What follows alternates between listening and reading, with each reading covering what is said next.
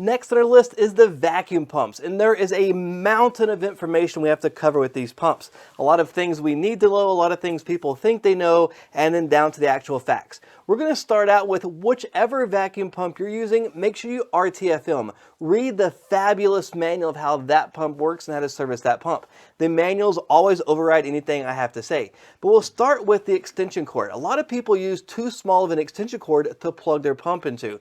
Especially these very large pumps like this use a large motor. They need a lot of amperage and a proper voltage coming to it. If I have an extension cord that's too thin or too long, I end up with a voltage drop across that extension cord, and that voltage drop ends up burning up our motors. So making sure we have a proper thickness extension cord, which is usually 10 gauge, and making sure it's as short as possible is going to be key to the operation.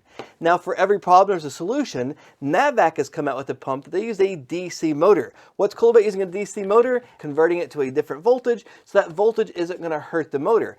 Typically, always follow their manuals first, but it's pretty cool. My friend let me borrow this pump. I've been using it for the last few days, doing some experiments on it, and it's pretty neat how it works. When I turn it on, it has a delay as it's converting it from AC to DC to power this motor, so it's pretty neat. Now, regardless of what pump you're using, the key is making sure you're maintaining it and taking care of it. No matter how much money you spend on a pump, if you don't take care of it, it's just not going to last. And one of the key points of taking care of a pump is going to be the oil. Now, the oil is going to be critical because the oil not only lubricates the machine, the oil is also a very important process for making sure it makes the seal for this pump to work correctly. So I've seen people before use the wrong oil altogether. We want to make sure you're using a high-grade vacuum pump oil, preferably a synthetic vacuum pump oil. When I pour this oil in the container, it's going to be so clear it's going to look like water. It's a high-quality oil. I've seen some oils that use that were already very yellow to begin with, and that's the oil I kind of want to stay away from. But not only is it going to be the proper oil to lubricate the machine, again, it's to make the seal inside. Most of these pumps use what we call a vane-style pump. In other words, between the cylinder and the pump action, the oil itself is what makes that seal happen, because otherwise it'd just be metal on metal, which is a horrible seal. The oil is making that seal. Also important with that is the size of the molecule. This high-grade oil has very fine, very small molecules. What's interesting is water molecules are going to be much larger than the oil molecules. While that may not sound important, it is critical for us to understand. The larger moisture or water molecules end up being a larger space than the oil. What's going to happen is the water molecules break the seal of the pump itself. So it actually starts having slip. In other words, it's supposed to be taking low pressure here to high pressure there. If the pump itself is slipping, ends up the high pressure goes right back through the pump to where it starts. It's like spinning your tires on a race trying to get somewhere. You can't get any traction, you're not getting anywhere. So making sure that we have the proper oil that's making the seal in the pump is critical for us to understand.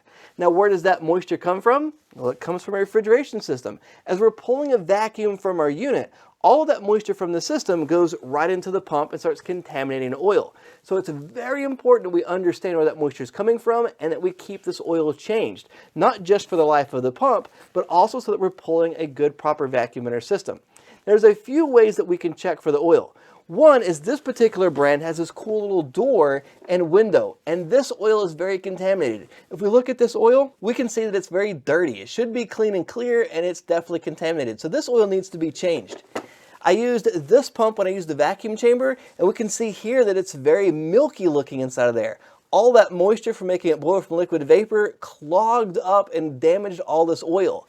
Now the problem is if I let that oil sit there, that oil and that moisture is going to start eating away at the pump itself. It's going to cause havoc, and we're going to see that soon on this pump. It'll start rusting out and doing permanent damage to the pump. So to make sure that we keep that oil clean and get that moisture out so that we end up with not damaging our pump and we pull that proper vacuum. The second way we can do to check it is we can actually use our micron gauge and we can hook it up and do what we call a bench test. By hooking our micron gauge up to the pump without anything else hooked up to it and all the other ports zeroed off or sealed off, we can turn the pump on and test how low we're pulling down to. Follow the manufacturer's instructions, but typically you're looking for 50 microns. If your pump is pulling down to 50 microns at the pump, that usually means your oil is A-okay. It's in usually good condition. But even if I'm pulling down to 50 microns and I'm murky and ugly like this, we want to go ahead and change it out. The other problem is a lot of the pumps have this little sight glass on it, like we see right here. The problem with that sight glass is if we let the oil sit, the moisture will start separating. And the moisture being more dense than the oil or heavier than the oil, the moisture will start settling to the very bottom. So over time, if we look at our pump, we'll see the top, oh, it looks good. But all the moisture will be down here at the bottom, and that moisture will be causing havoc in our pump, rusting it up and causing long-term damage.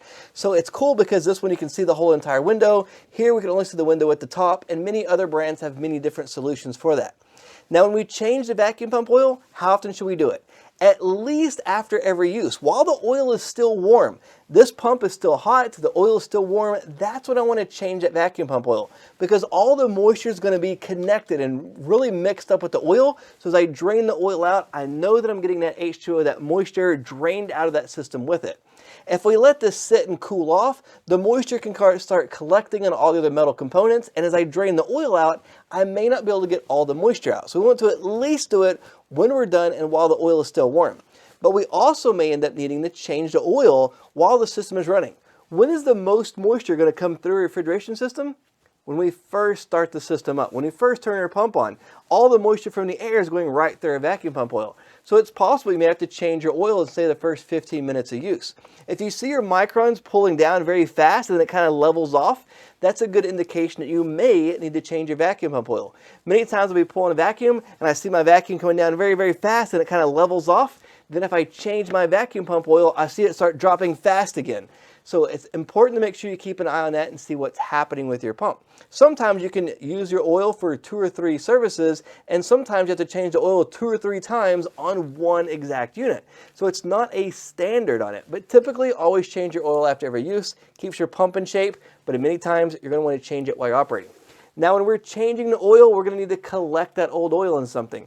Now in the field, you're going to use whatever you have, a cup, a container, whatever it is. But ideally, you can use one of these oil change containers. Now my friend, when he let me borrow this pump, he insisted that I also take this oil change container. Now this he got at the automotive parts store, but it fits perfect for this particular vacuum pump. We can set the vacuum pump on it just like so, and now when we drain the oil at this little port right here, the oil will drain right into this container right here, and we end up with very little mess to deal with. So it's really convenient for us to be able to change the oil. He also uses the same drum when he's changing his engine oil, but it's a really cool, quick little way for us to change the oil. He keeps this in a service van, although it can be a mess to deal with, keeps us in the service van so that we can change the oil on the fly while he's working. Now this is important to understand for us to be able to change the oil and not make a mess on the customer's property. If you're trying to use a little cup or container and we end up spilling that oil on their driveway next to the pad of the unit, that's going to collect even more dirt, and some customers get very upset about that. So having something like this works really well.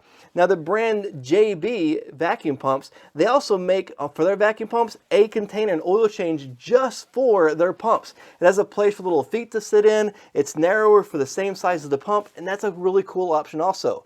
What's important to know is that we change that oil frequently and we keep it as dry and clean as possible.